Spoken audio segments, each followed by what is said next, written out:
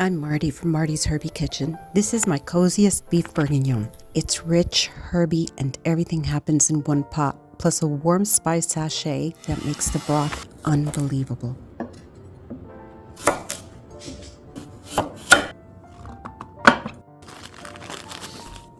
To my spice sachet, I'll be adding 3 bay leaves, 7 whole allspice, and 3 whole cloves.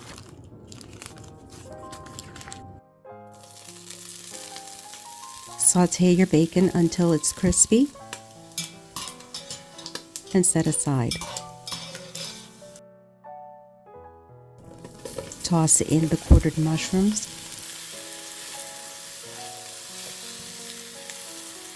the pearl onions, and sauté these until nice and golden brown.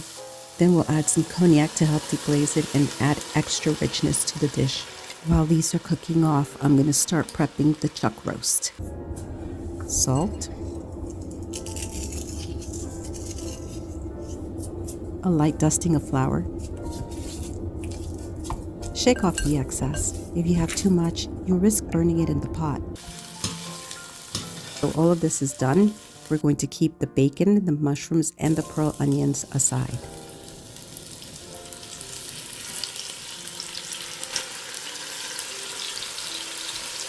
We'll sear the beef just a few pieces at a time, low and slow. Let each side turn deep and golden.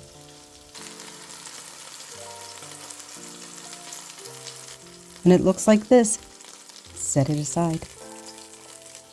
I'm mixing a little unflavored gelatin into the beef stock. It gives the sauce that glossy, velvety finish without changing the flavor.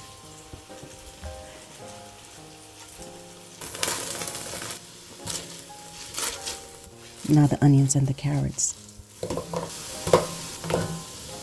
I keep the carrots long so they can braise without turning mushy, and I'll be taking them out after the first hour in the oven.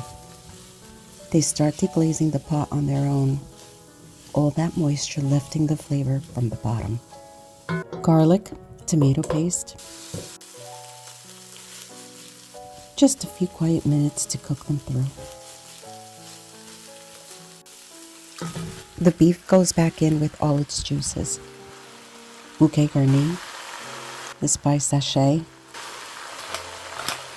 and the black pepper. Add it now so it never burns. And now my favorite part, a full bottle of Pinot Noir. And as it cooks with those warm spices, it turns this beef bourguignon into something really, really special.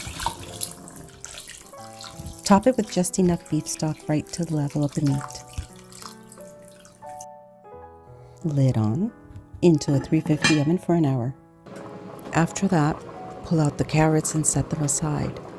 Right on top of the mushrooms, onions, and bacon is perfect. Cover again and return the pot to the oven for another 2 to 2.5 hours until the beef falls apart with barely any effort. Remove the bouquet garni and sachet. Then nestle the carrots back in to warm through.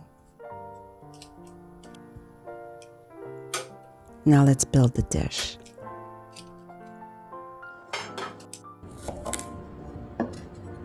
I'm serving it over creamy herby polenta, and I'll show you how I make it, almost hands-free, in the next video. Now let the food speak for itself.